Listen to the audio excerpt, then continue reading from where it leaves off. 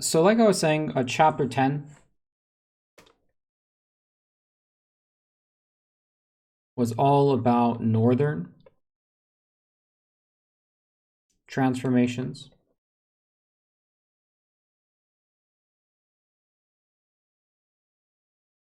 And we identified four major areas for kind of how those transformations took place. One was demographics, and demographics is just a fancy word for population. Two was transportation. Three was something that we're just going to call the rise of the factory system. You know, this was the change in how goods were made, no longer being handmade, being made in the factory, and really all the things that came about with that, you know, urbanization, overcrowding, changes in the way that people work, changes in the way that families interact with each other. And then the last one we talked about was farming, or the market revolution, right? The way that farmers changed. Here in chapter 11, we've got southern transformations. And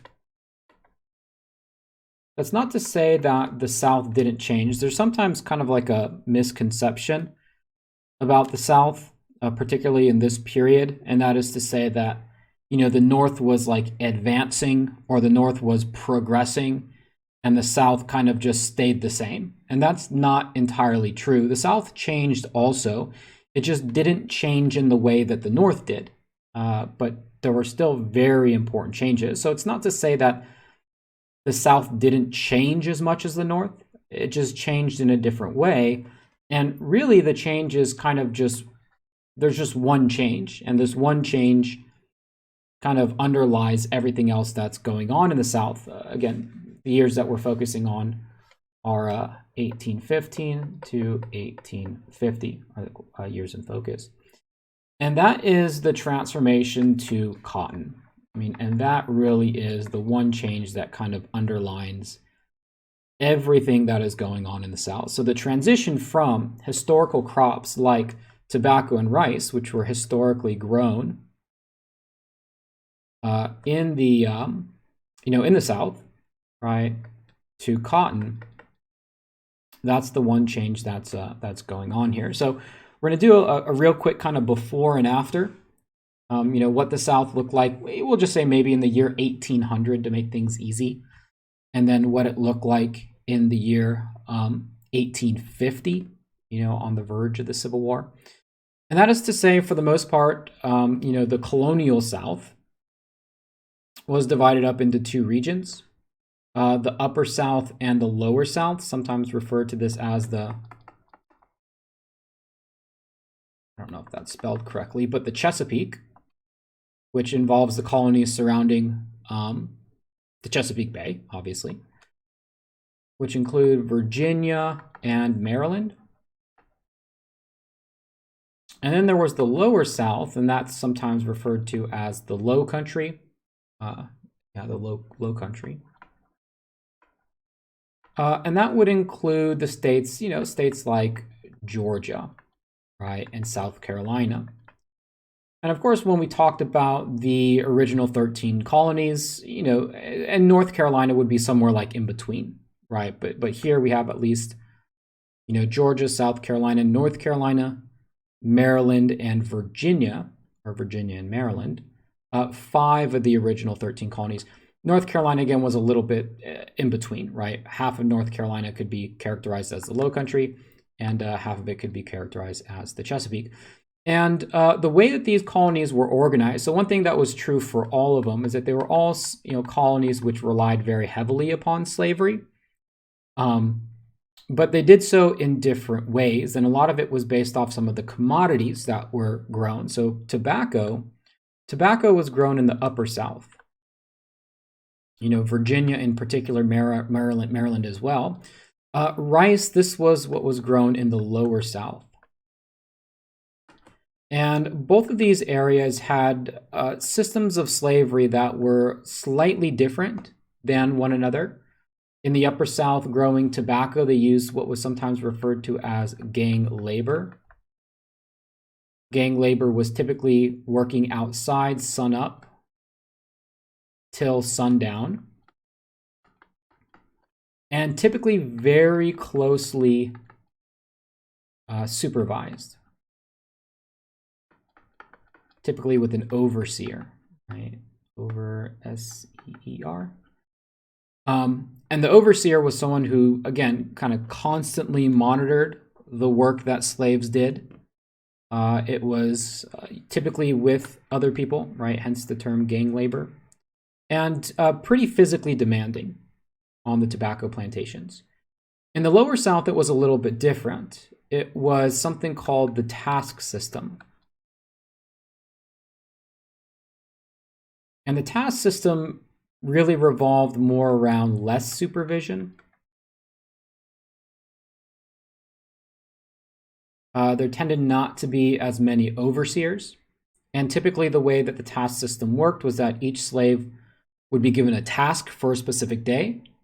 And they had more freedom in terms of how fast they could work, how slowly they could work, whether they worked in the morning, the noon, or night, whenever it was, just as long as that task got completed. And this was due to changes or differences in geography, was one of the reasons.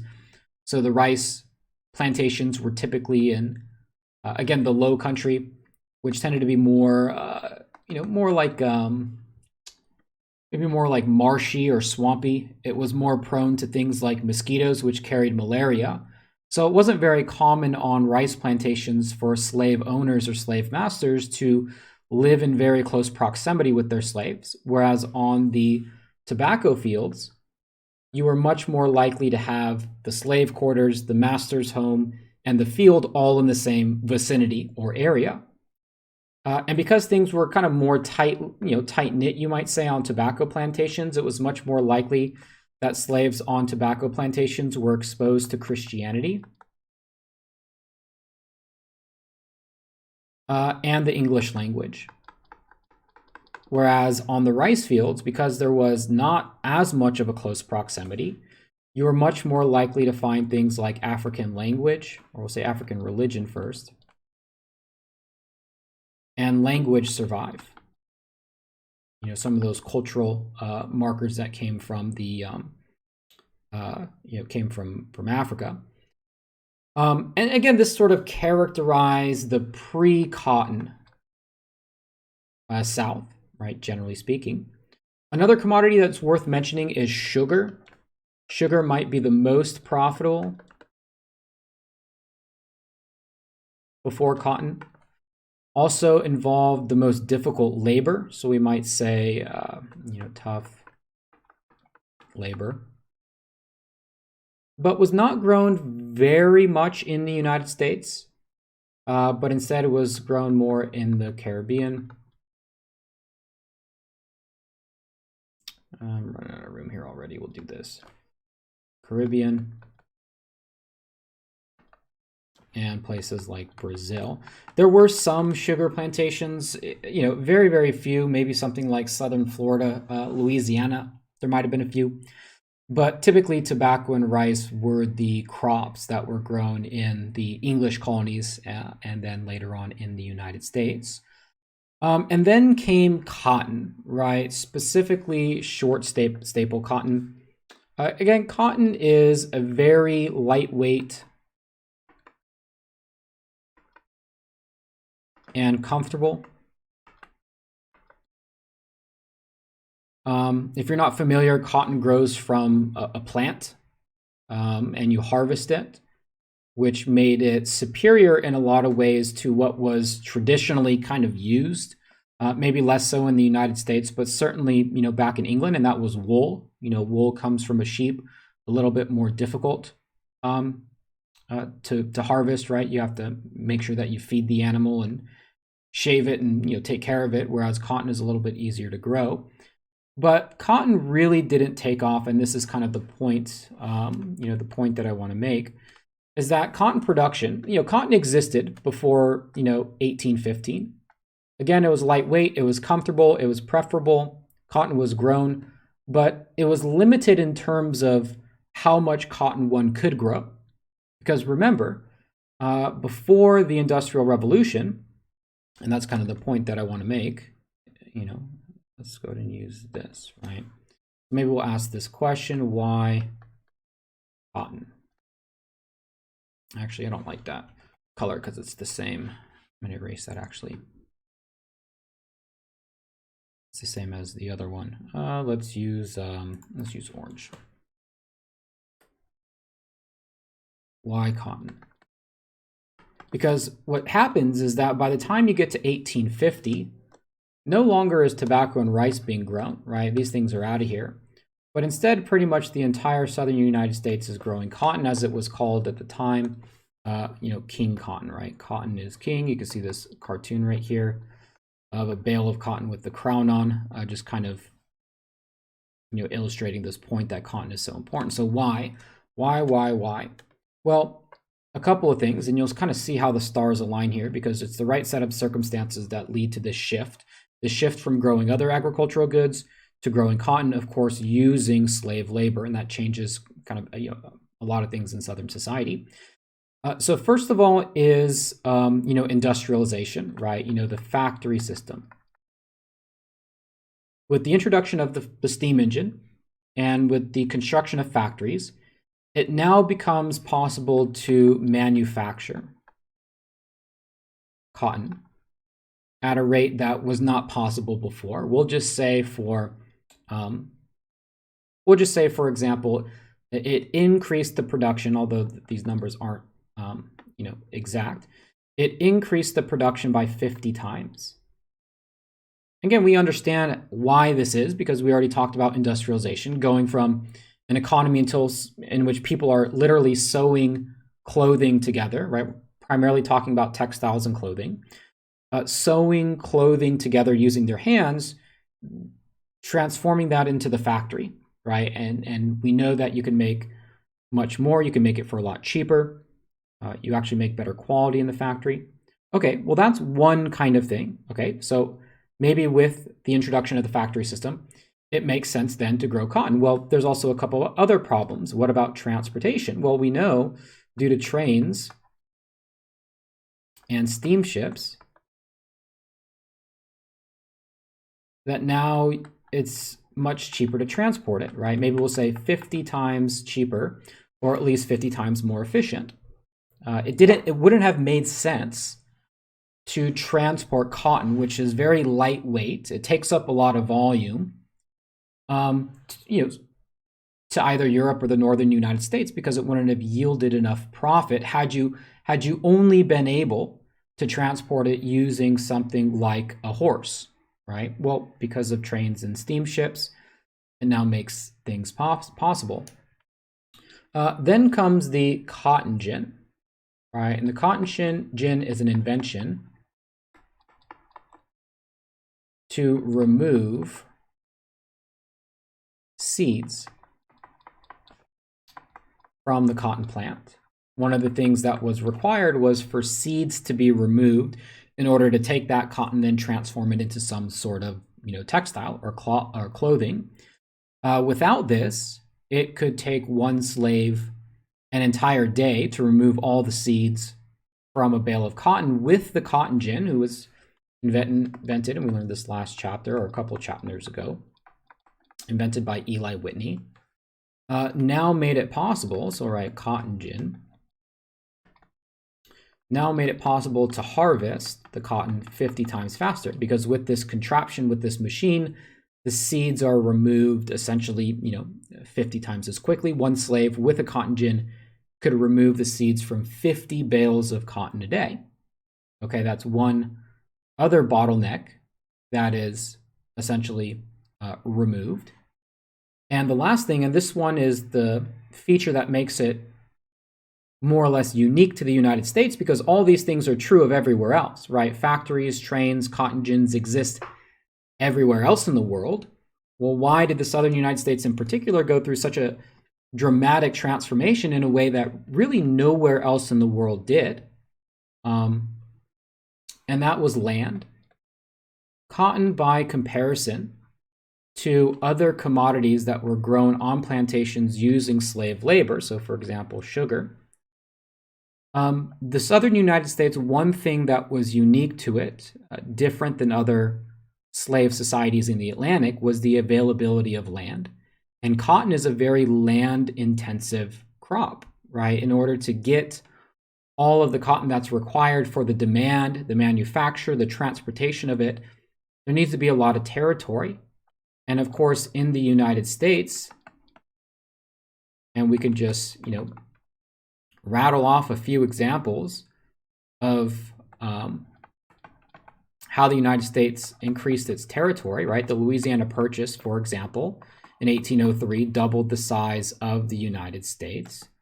The War of 1812 was a war against Western tribes as much as it was against the British. And, the primary source that, half of you brought up last class was the policy of Indian removal. And I had, remarked that, when we get to chapter 11, we'll kind of take one additional angle at this.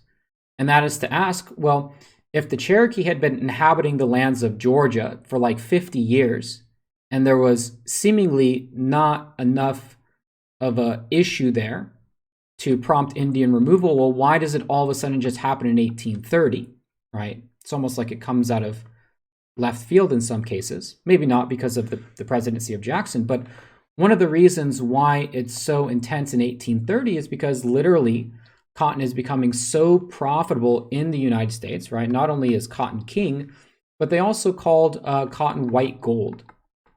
It was like literally growing gold in the ground. And so, yeah, there's a lot more of an incentive then, especially if you're a plantation owner who has political power in the United States. You might be a state senator, or you might be a member of the state legislature. You might be a congressman. You might be a senator. Remove the Cherokee from their land so that land could be used for plantation. So it could be used to, again, quite literally grow white gold. And so this transformation, we can best see it here. And I think the visuals are sometimes the most helpful. So cotton just completely took over, right, the Southern economy in a pretty dramatic way. I got two images here. One dot represents 1,000 bales of cotton being produced. So we have the year 1801. You can see that there's some cotton being grown right here into the interior, right? A little bit of production kind of in this area, but very, very sparse. Fast forward to the eve of the Civil War, and you can see that cotton production is, exponentially greater than what it was in the past, right? And that's true. And so there's two things that are going on in this picture, right? Or, from 1801 down to 1859. One of them is quite clearly obvious, and that is the sheer amount of cotton being grown. And that did dramatically change. But number two is also the geography. And that would be the where, right? And you'll notice that, this picture, there's pretty much nothing here. By 1869, that is just completely filled with cotton plantations. And so this territory right here, we refer to this as the Deep South, right? The Deep South. And so that's kind of the point to make on this, on the outline here. So the Deep South, we will call this the West and South of the quote-unquote Old South. There's actually specific terms. Let's do this. I'm fairly confident it's the Old South. But now I'm having some reservations about it. We'll call it the Colonial South. So think Texas, Louisiana, Arkansas, right? Those are the areas the Deep South. So cotton is brought to that as well. And so when we take into consideration everything that's happening, right, kind of go down our checklist, that production is increased by 50 times, transportation is increased by 50 times, harvesting the cotton has been increased by 50 times.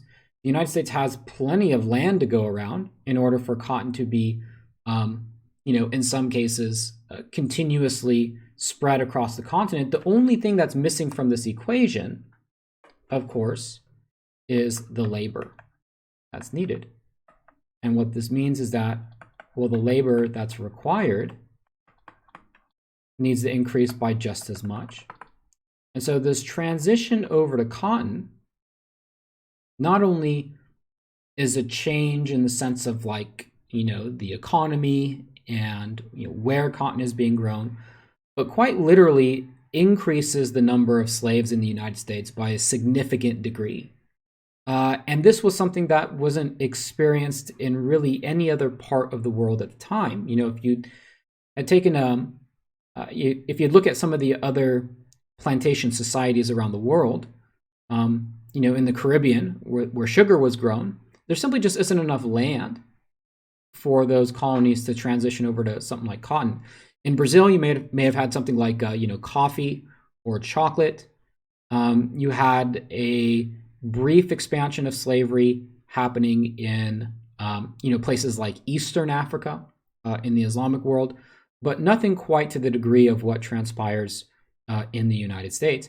And this is a complete 180 from where the United States was essentially coming from. This sort of information box here helps illustrate what exactly is going on here. And that is to say, in 1790, there were approximately 700,000 slaves in the United States.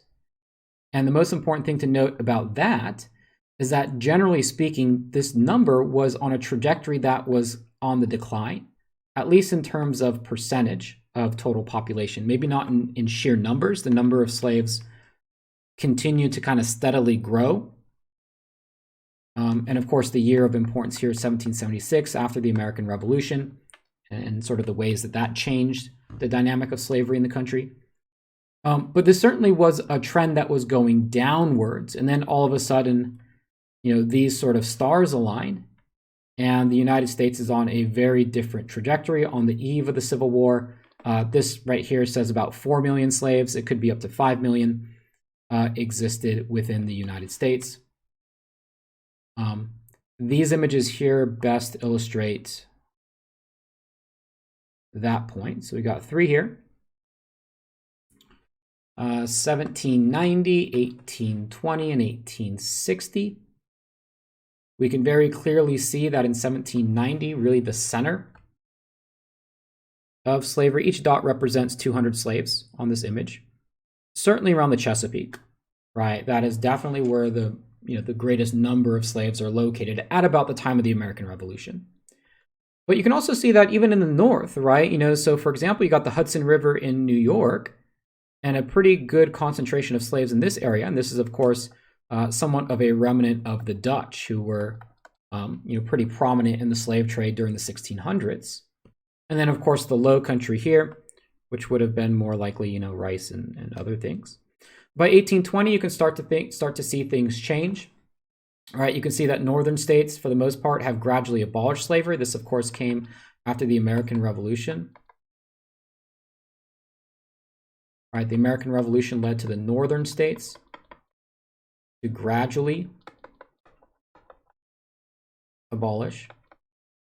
You can even see that in Virginia, things, slaves are less common and more sparse in that area, due in part to, a tobacco economy that was getting more foreign competition from overseas, due to the spirit of the American Revolution that led to some slave owners to manumit their slaves.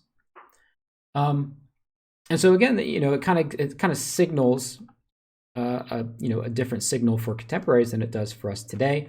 And then by 1860, you see the full effects of cotton, right, and exactly what cotton has done in terms of increasing, again, the number of slaves. And you can see that very clearly here in North Carolina and Virginia. very clear throughout the Deep South, right? That would be the Deep South. This is kind of the Deep South here. And the very stark contrasts between the northern and southern states. And what's quite remarkable about this image here is that, you know, I could pretty much ask, you know, just looking at this map here, this latest one, I could pretty much ask everyone, okay, show me the states that voted for Abraham Lincoln in the 1860 election. And without you knowing a damn thing about the 1860 election, I could guarantee that probably all of you could tell me which states voted for him and which states didn't vote for him. So this is the growth, right? The sheer growth in number. And then, of course, 1860 is that crucial year that the Civil War breaks out. So, you know, that for the most part, when we talk about the importance of cotton and how cotton facilitates all sorts of those transformations, you know, we're basically talking about a change in where slaves are and a change in the number of slaves in the United States overall. So any questions about cotton then and the type of impacts that it had?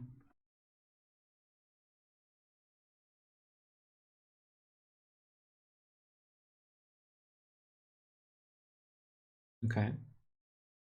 So utilize those images. Again, we used the image back in chapter 10 of, you know, the railroad and kind of demonstrating how, you know, how infrastructure also sort of played a factor. Sometimes the visuals are very helpful. The expansion of slavery, particularly westward and particularly southward, gave rise to an entirely different type of economy. And we're going to use this key term, the second middle passage, to describe it. The second middle passage, in terms of just a definition, we're going to say the second middle passage is the trip slaves took from the upper South to the deep South. Right, so the second middle passage is the trip slaves took from the upper South, that would be Virginia and Maryland, to the deep South, Texas, Louisiana, Arkansas, places like that. We actually talked about the first middle passage, you know, in a previous chapter. That was the voyage from the New World to the Americas. The second middle passage is here. And what this is tied to is the domestic slave trade. And that is the buying and selling of slaves between the states. And there was a lot of selling slaves from the upper South. Again, going back to this image and pointing out the, you know, the sort of the thinning out of the slave population here. But, you know, part of that is simply just due to the fact that some of these slaves were then sold down, you know, to the deep South. And that trip right there would have been called the second middle passage. Wasn't very comfortable. You know, maybe not as horrific as something like the middle passage, which certainly ranks up there as, you know, you could put it really up against any other atrocity in terms of the misery and brutality of it. The second middle passage, you know, probably pretty tough, you know, a forced migration. You know, there was inadequate transportation. Right, so people were essentially marched to some of the more remote and rural locations. It could involve something like a steamship, which made it a little bit faster and more expedient than something, you know, than the technology that was available during the Atlantic slave trade. And it's this, you know, trade from north to south, or upper South to deep South, that becomes the second largest industry in the South, behind cotton. The first was cotton. The second largest industry was slavery. You know, they had a saying that said, you know, in the North, people buy and sell food and books and manufactured goods and newspapers and furniture and shoes, right? In the North, the market revolution is leading to all sorts of different commerce. In the South, they bought and sold people, right? They exported cotton and they bought and sold people. So why did the South sort of form this difference? Your textbook talks about a couple of factors. The factor that I'm just going to point out is the system of dependency, right? And that is to say, those factories that were located in the North needed to have raw materials provided from somewhere. And in the short run, it was much more profitable for Southern plantation owners to simply grow more cotton, in a sense, than it was to build their own factories. A lot of this cotton also ended up going to Great Britain. And once that system of dependency is established, then it only incentivizes both North and South to go further down sort of different trajectories. It's somewhat of an interesting point to look at, because certainly in this period, we're talking about how the North and South became more different than each other. But at the same time, while becoming more different, they also became more interconnected in some ways. And that's not to say that the North was completely absolved from benefiting from slavery as an institution. The North still benefited in an indirect way. A lot of the railroad companies in which cotton was transported were owned by the North. Many of the steamships that slaves were transported on were owned by the North.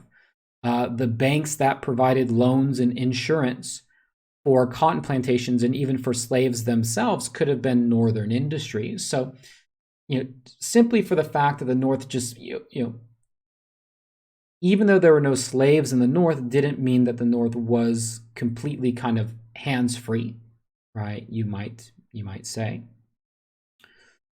So this led to a very different type of society in the South, right? So if we're just going to look only at white society in particular, in the North, it was largely based off class. We talked about kind of an upper class, a middle class, and a lower class.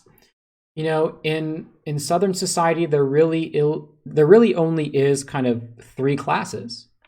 One is the planter class. Those are the ones who own the plantations and slaves, right? Plantation and slaves. Two, something we'll call the plain folk. These are what kind of Thomas Jefferson called his yeoman farmers.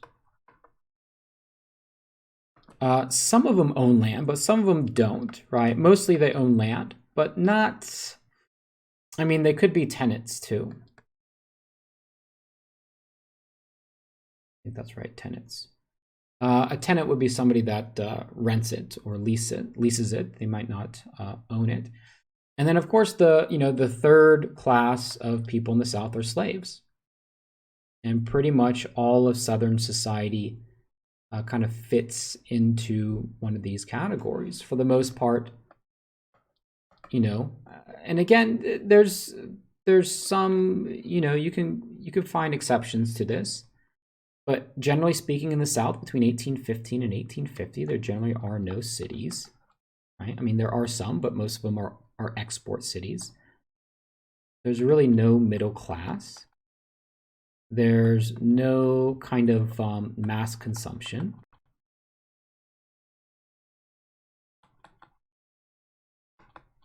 Right? These are things that exist in the North. So when we look at a slave ownership, it was a very small minority of people that owned slaves. Your textbook has the exact numbers. If I'm just going to do it from memory, the planter class maybe consisted between 1 and 3%. Typically, if you belong to this planter class, the number of slaves that one had to own was 20. That's, again, an informal type of number. Then you had a class that ranged anywhere between, maybe we'll say 20% to about 17% of the population. These were, people who owned land. And they could, typically slave ownership, we'll say 1 in 19. A vast majority of Southerners, we'll say 75%, these numbers aren't exact, owned no slaves whatsoever. And that was mostly because they didn't have the economic means to do so, right? They were so poor that they could not afford it. To give kind of a modern frame of reference, A slave in 1860 would cost roughly $40,000 today, right? That's approximately, right, with inflation and everything like that. And so this led to a pretty stark contrast, especially between the planter class and kind of the rest of, Southern society. The planter class, again, owned many slaves. They owned huge plots of land. They typically had access to positions in the government, right? Judges, politicians, the political and economic elite. This is the class that George Washington, Thomas Jefferson, right? A lot of the political elites belong to this planter class. Very, very wealthy, very, very rich.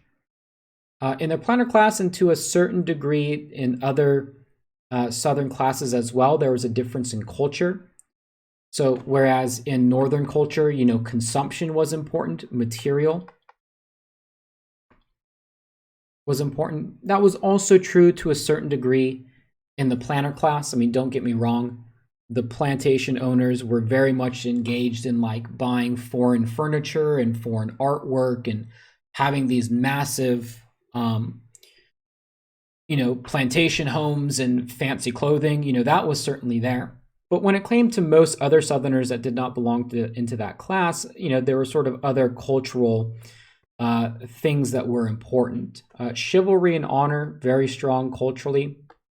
You see this especially in the case of duels, where it was more than acceptable to defend one's honor with violence. For Southern women, this was also especially true in the planter class. The quote-unquote Southern lady was kind of like that middle class woman in the North. The idea, we wouldn't really call it sort of separate spheres, but certainly a big gender division existed. The wives of plantation owners and even the children of plantation owners were not expected to engage in any type of physical labor. Typically a sign of class status in the South was the less physical labor that you perform. That's kind of a better indicator of how much more wealthy one is. And, gender relations were also affected by this cult of honor. So, for example, the cult of honor pretty much stated that men were to protect women.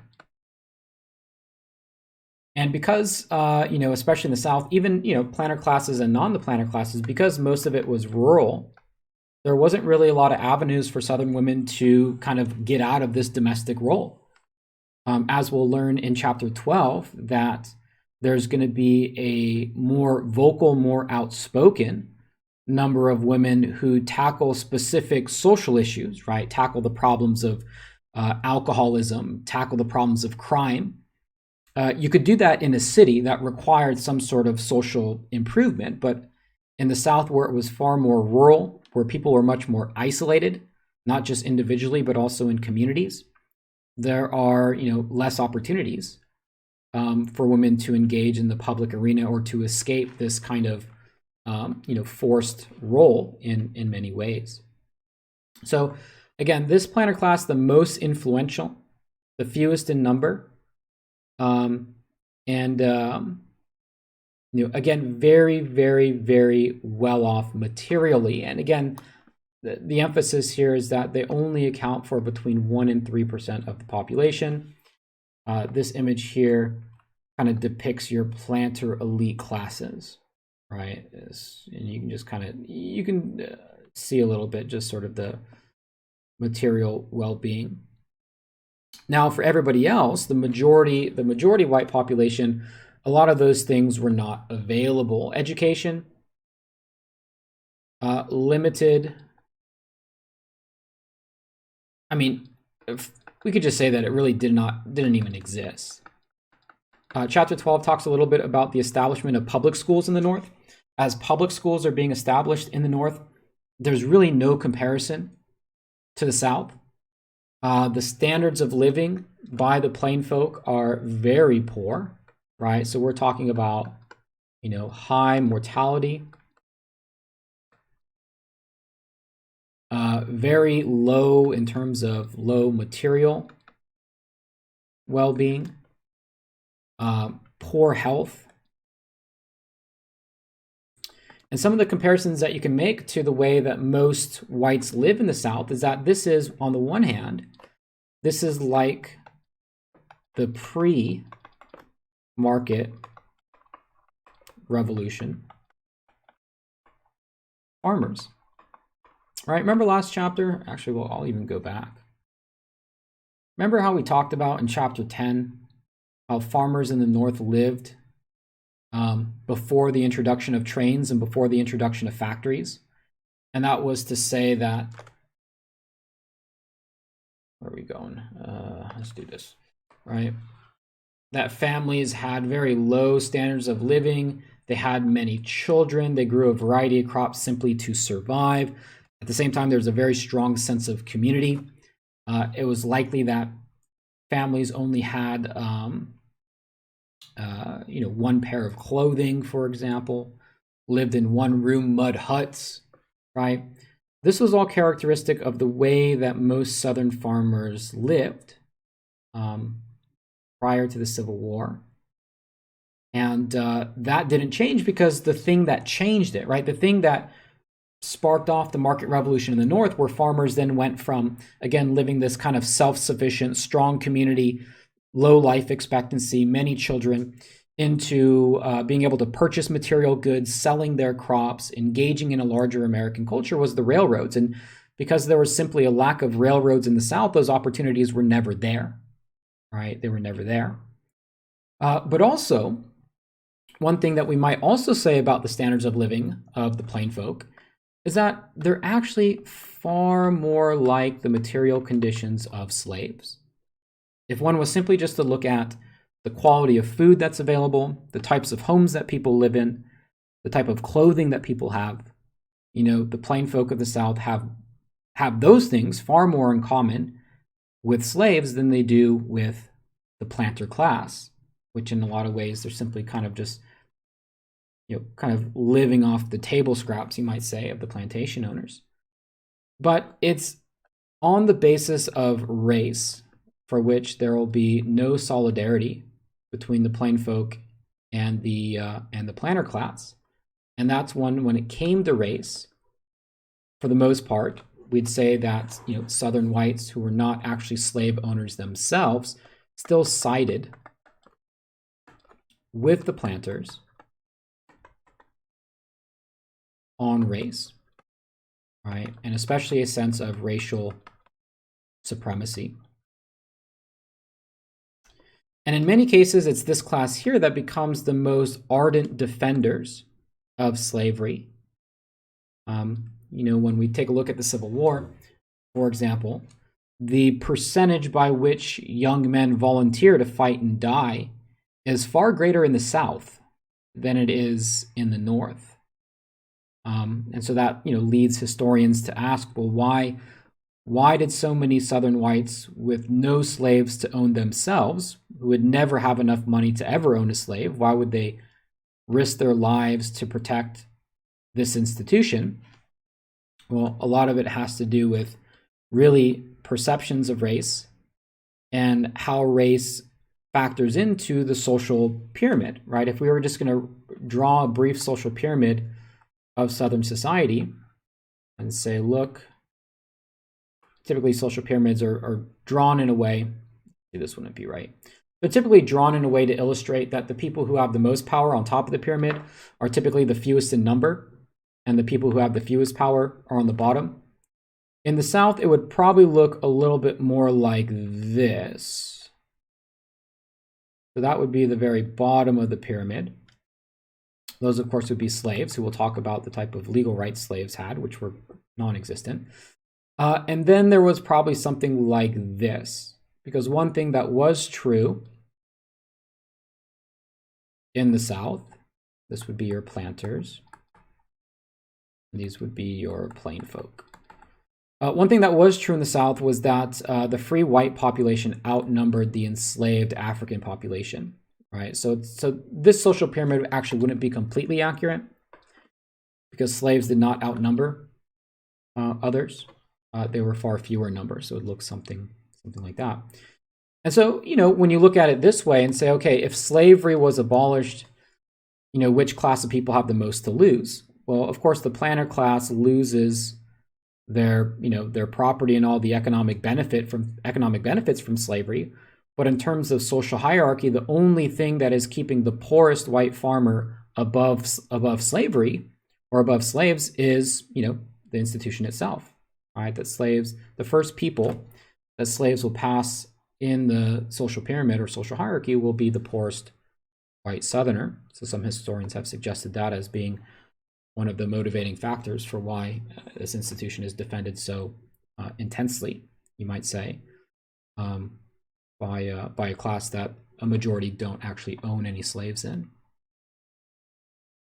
So think about how that class system compares with the North, right? Kind of what we talked about and the changes taking place there.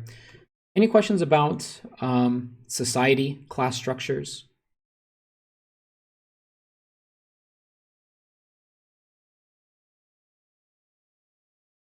Okay.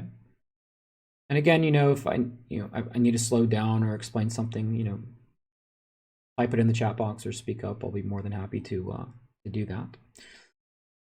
Okay, so in terms of the development of slavery in the South in the antebellum period, we have to put it also in a larger global context to understand exactly what's going on. One of the points that I made earlier was to say, especially this factor about land was unique to the United States, and you don't quite get the same explosion of slavery in other parts of the Atlantic world. What's also true, though, is that slavery was an institution under threat in the rest of the world, particularly between the years of 1815 and 1830. So first of all, Western world, we're pretty much talking about the Atlantic world. First of all, one of the points I would make is the American Revolution. Right? That recall in the American Revolution, as early as 1776, some states in the North began abolishing slavery. And one trend that you'll find in these years is that as, right, 1830, I meant to write 1850. One of the trends that you see really is that more and more as slavery as an institution comes under attack, the more and more willing the defenders are to hold on to it, right? It's like, as the institution becomes more threatened, the grip on it, especially in the southern states, grows tighter and tighter and tighter, especially those who are in control. So the American Revolution certainly, in some cases, I like to say, the American Revolution didn't kill slavery, but it dealt it a mortal wound from which it would, bleed from. And that, of course, was tied up in a lot of the ideals of the American Revolution, right? The idea that all men are created equal, the idea of government by the people for the people. Now, we know that those ideas were not powerful to get rid of slavery everywhere in the U.S., but it got rid of it in some parts, specifically the North, and further kept it out of places like the Northwest Territories. As part of the Constitution in 1808, the Atlantic slave trade,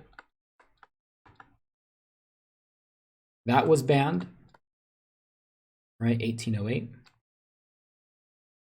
But increasingly as time goes on, other nations move to eradicate it as well. In the 1830s, Great Britain moves to get rid of slavery. They really enforce it in terms of the slave trade. In the 1840s, countries like France and the Netherlands banned slavery. In the 1850s, there aren't too many places around the world where slavery is still legal. Revolutions in Latin America, when a lot of those countries broke away from Spain, a great example is Mexico. When Mexico broke away from Spain, it was written in Mexico that slavery would be abolished, and that happened in a lot of other countries in Latin America as well. Not all. But by the time you get to the Civil War, It's a handful of nations. It's, the US, it's Cuba, it's Brazil, right? And a couple other Spanish territories that they retain control in which slavery is still legal. So, the idea is that slavery in the Western world is on the decline, but the idea is that, Americans are kind of more desperate to hold on to it. Now, when it came to slavery as an institution, probably the most important thing to take note of is what kept it all in place. Slave codes. These are just laws. And laws are enforced by violence, right?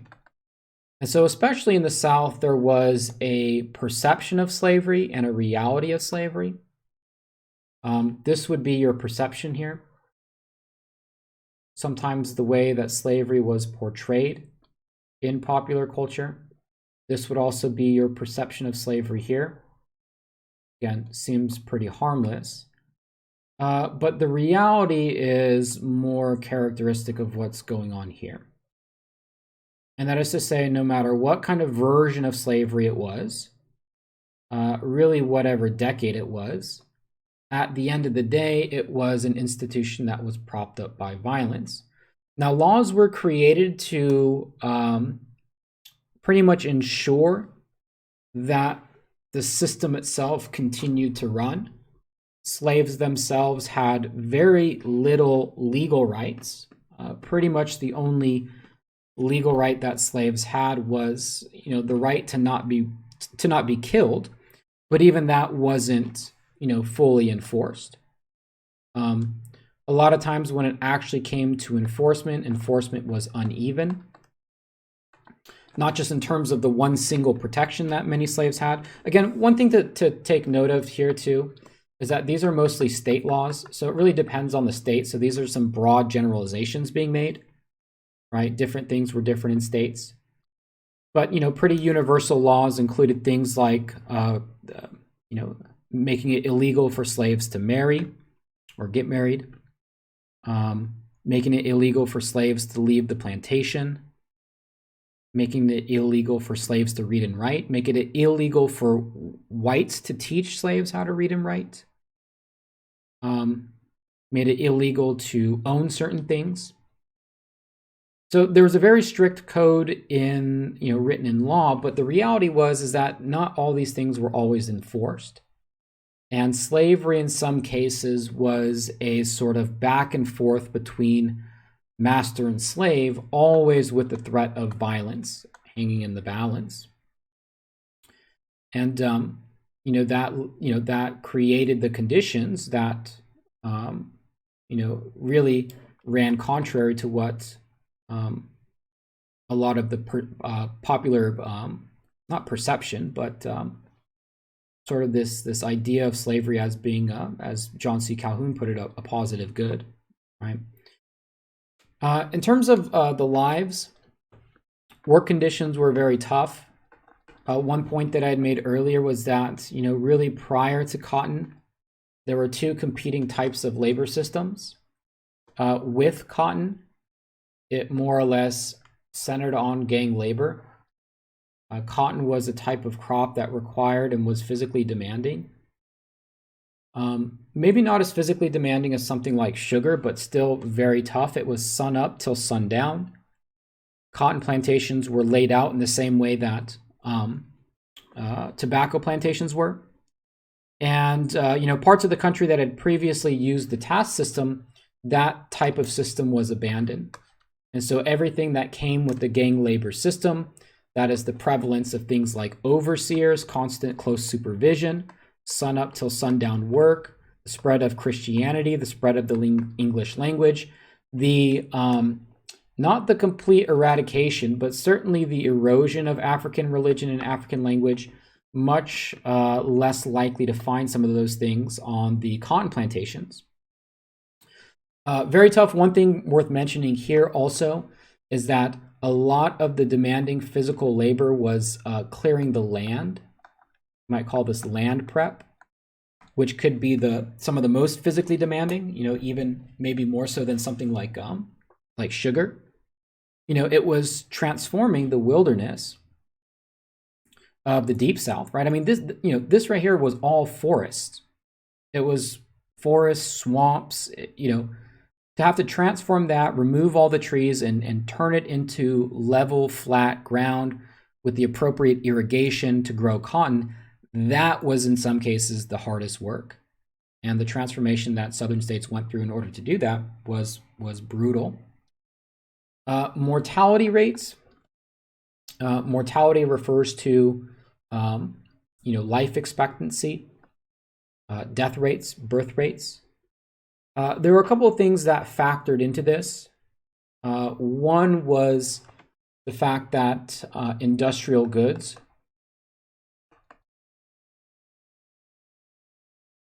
often led to better clothing,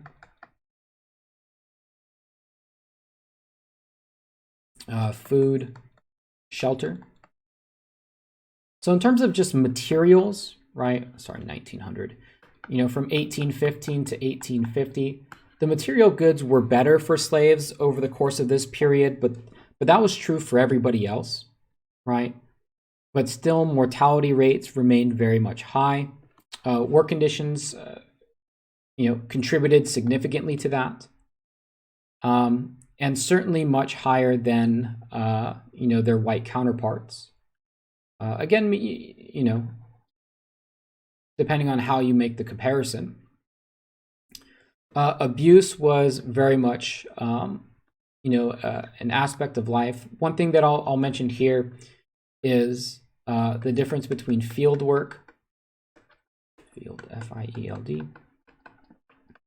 versus servant work. Those were slaves who typically worked inside the house. When it came to field work, this was the stuff that was more physically demanding. However, for servants, they were more prone to abuse. This was especially true of women, who are more prone to sexual abuse. Typically working inside of a home or indoors was less in terms of the physical demands of it, but again, made people more vulnerable, women especially, in those circumstances. If we're looking at a percentage, maybe like 85% of slaves worked in the field, 15% worked as servants. There were certainly others in between that did other things, but that's kind of what the breakdown might be. With that being said, there still was a considerable free African American or free Black population. In the South, it numbered approximately 250,000. And kind of contrary to what we might think, most of them continued to live in the South. These were, in most cases, former slaves who had received or gotten or earned or fought for their emancipation.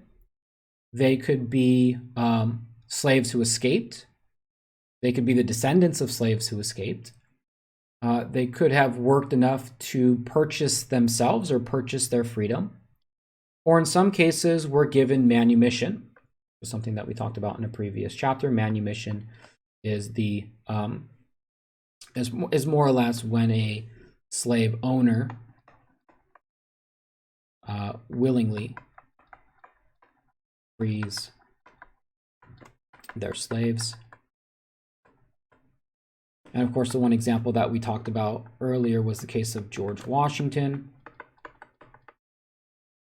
who, upon he and his wife's death, or upon his death in reality, wrote in his will for his slaves to become free.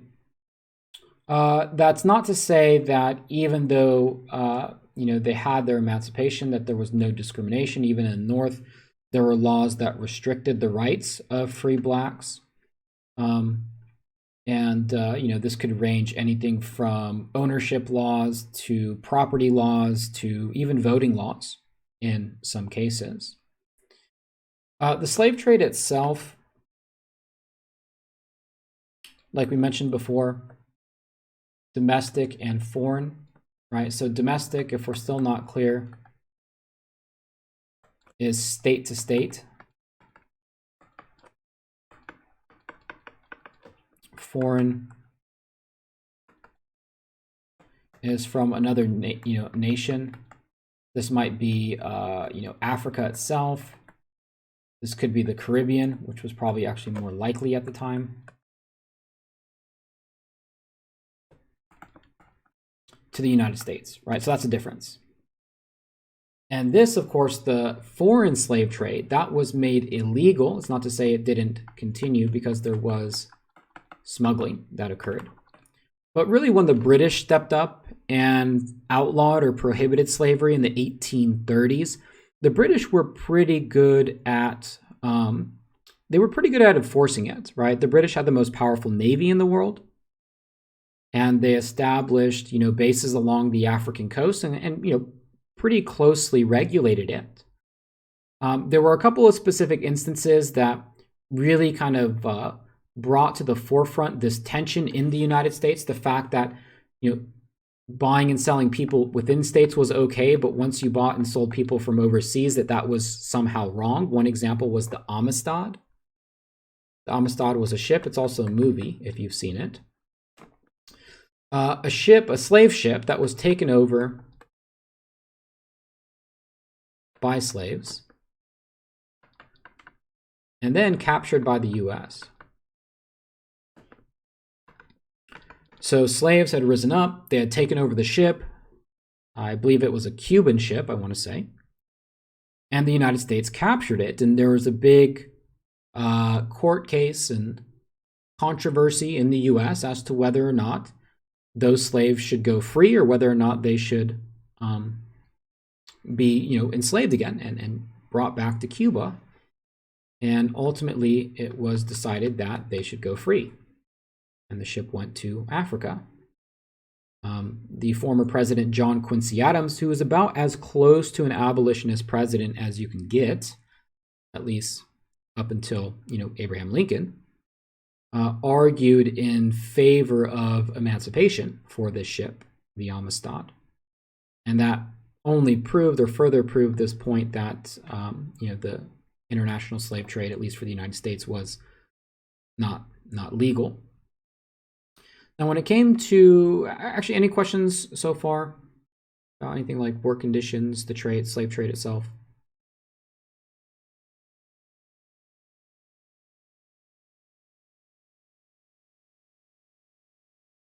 Okay, let's talk a little bit about resistance, right? The way that slaves resisted their condition.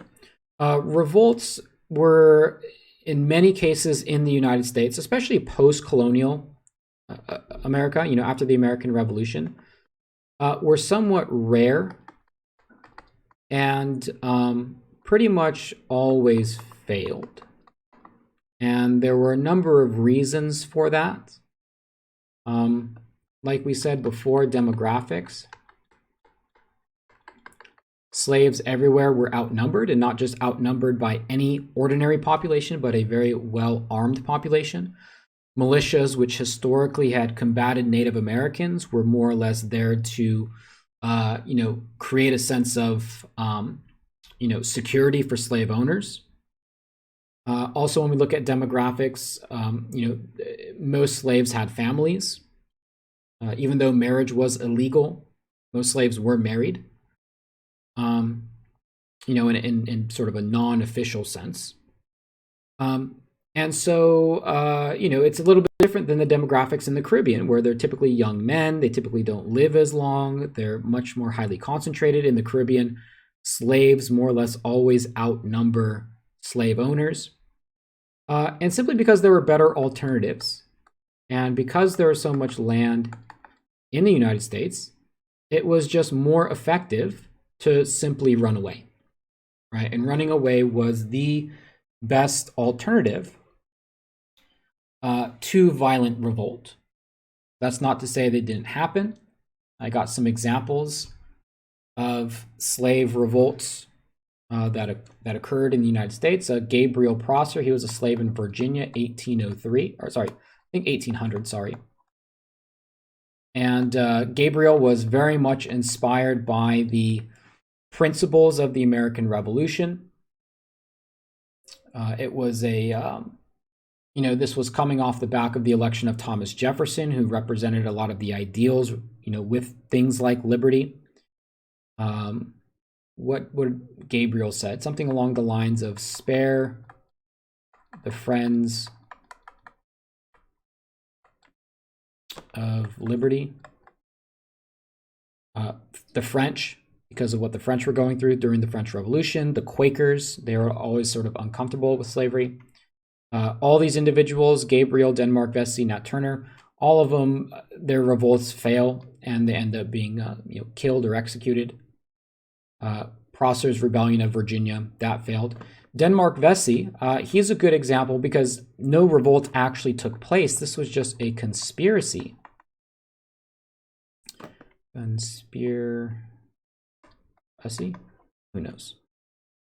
It was simply just the fear that a slave revolt might take place that led to Denmark Vesey and about 20 other people being executed for a potential slave revolt that never got underway. And then from one of the sources that we got, last class, Nat Turner, this was the most violent slave revolt. Nat Turner's and others more or less went on a spree. 60 people were killed in that. Nat Turner and Denmark Vesey themselves, both heavily inspired by Christianity. And especially when we look at anti-slavery views, I'll talk more next chapter about anti-slavery. They come kind of from two sources in a lot of ways. One is, really for just like lack of a better term, just kind of American ideals. These would be like Enlightenment principles. So like the idea of liberty, that's like one basis to reject slavery. That's one source of inspiration. But a lot of it is also to do with Christianity. Nat Turner in particular was a preacher, and he spoke about the apocalypse and how black and white angels would fight one another in this, end of days type of scenario. And that was the inspiration for that revolt. You see it published here in a Virginia newspaper. Here, Nat Turner's Revolt. And these revolts, more than anything else, really created a heightened sense of fear and anxiety. And that's certainly how we can characterize the South as kind of the time period progresses, right? There's a certain sense of fear and anxiety around slave revolts. So again, these are some good examples: Prosser, Vesey, Nat Turner, violent uprisings. But like I mentioned before, the much more effective form of resistance was to run away. The Underground Railroad, this was a network of people and structures, really, buildings. It wasn't actually a railroad, to help slaves run away. We'll talk more about the Underground Railroad. And this, essentially facilitated slaves going from the slave states to the free states of the North, and people risked their lives in order to, assist in this. The interesting thing about the Underground Railroad is that, by just sheer number, not really a lot of people escape via the Underground Railroad, but it's more like the mythology around it, the reputation that it gets. Though there are members of Congress in the South who talk about the Underground Railroad and how just simply, millions of people, maybe not millions, but, thousands of people are escaping via this route. But the most common form of resistance was day-to-day resistance. And this would be kind of the more subtle ways to sabotage the plantation. It would be to, break a tool on purpose and say it was an accident. It would be to just do a lousy job. It would be to, pretend to be sick. There was a saying, a slave is never sick on Sunday. Sunday was, in some cases, the only day off. And this was done day in and day out. So it was a battle. And it was to sabotage the plantation in a way that dealt the most economic damage to it, but at the same time, was not so clear and obvious that one could get punished for it, right? So it was sort of a whole type of back and forth sort of within itself. And as we get a little bit closer to the outbreak of the Civil War, we'll talk more and more and more, especially about how this point about how fear and anxiety builds up.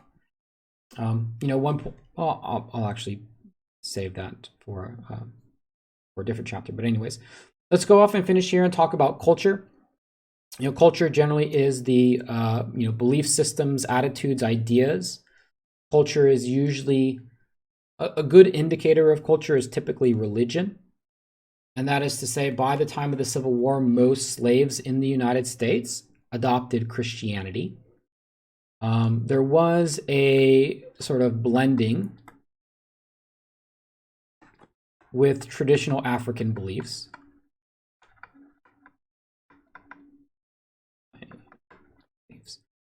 One example is that, Christianity is a religion that's really good with telling you how you should behave, what's right and wrong, how do you go to heaven, how do you go to hell, or how do you not go to hell, really.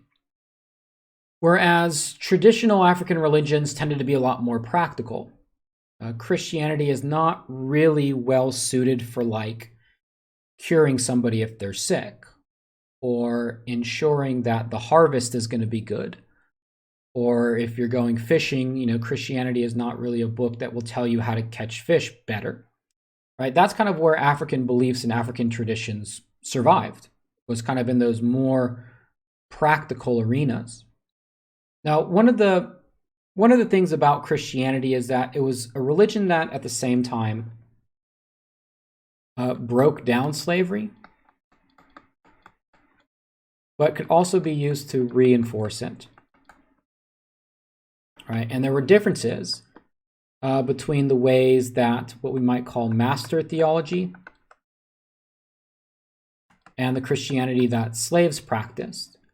So for masters, the part of Christianity that was the most appealing would have been passages that refer to things like obedience is a good example. There are plenty of verses that talk about obedience.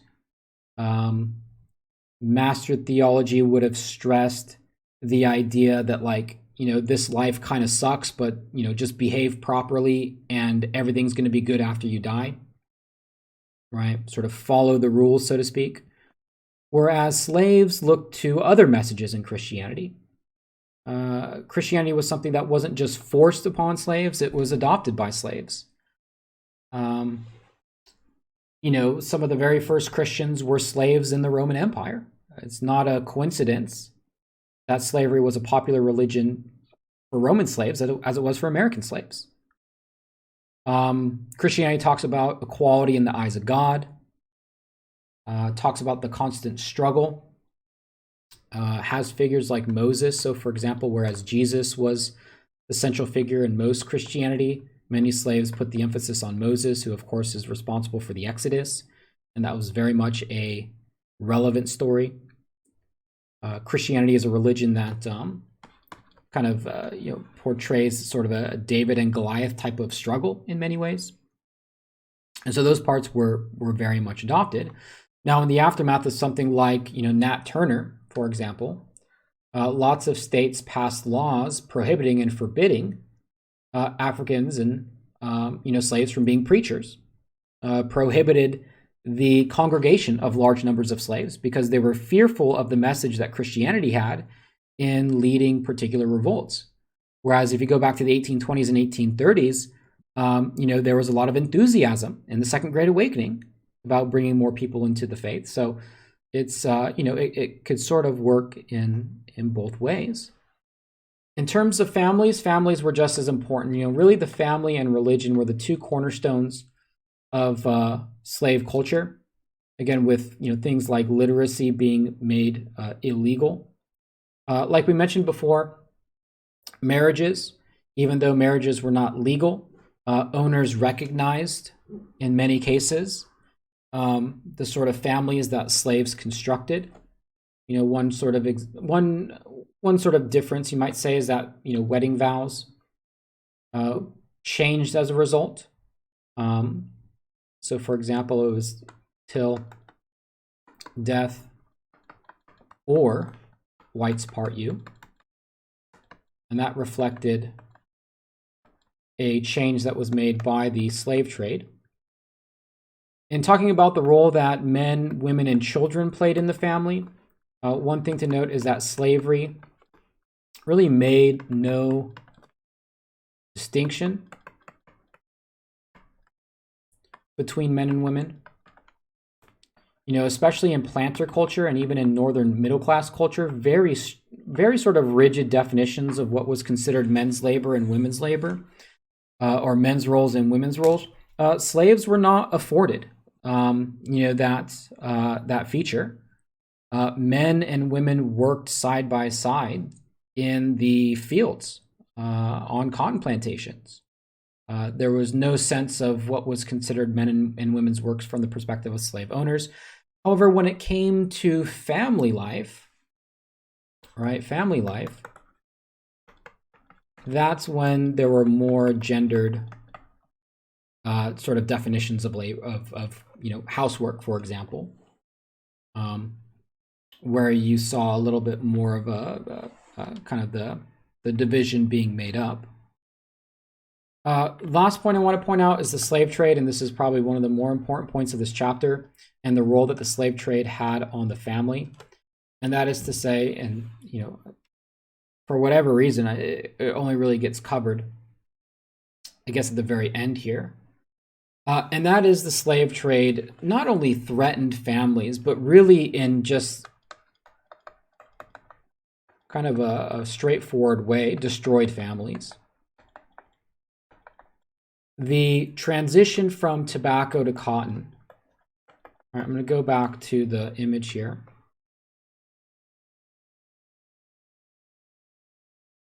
So if we go back to the expansion of slavery between 1790 and 1860 here, when cotton was introduced, slavery spread all down south here. And so we talked about this second middle passage of being sold.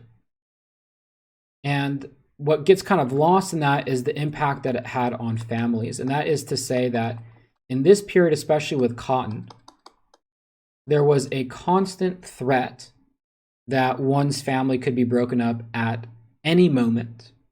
And in fact, even the threat of selling a loved one was one of the main tools that masters used in order to make slaves kind of do whatever they wanted.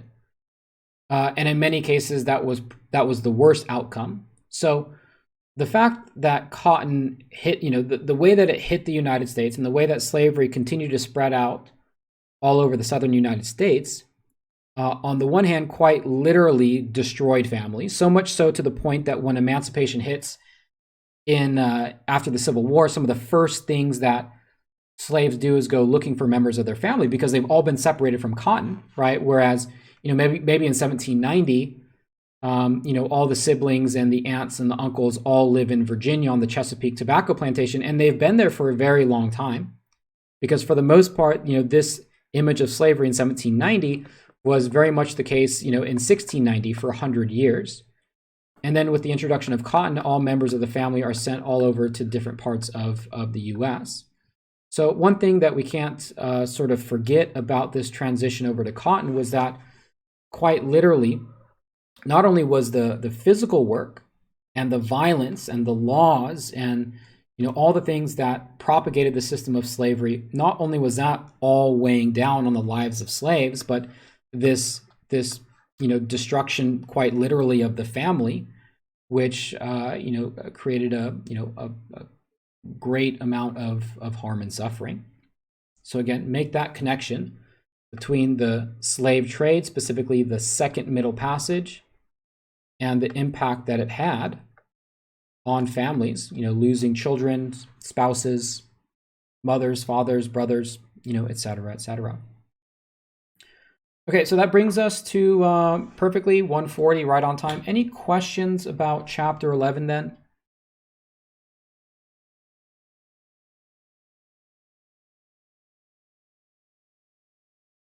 Okay, so that should, combine that chapter. Think about all the ways that the South changed.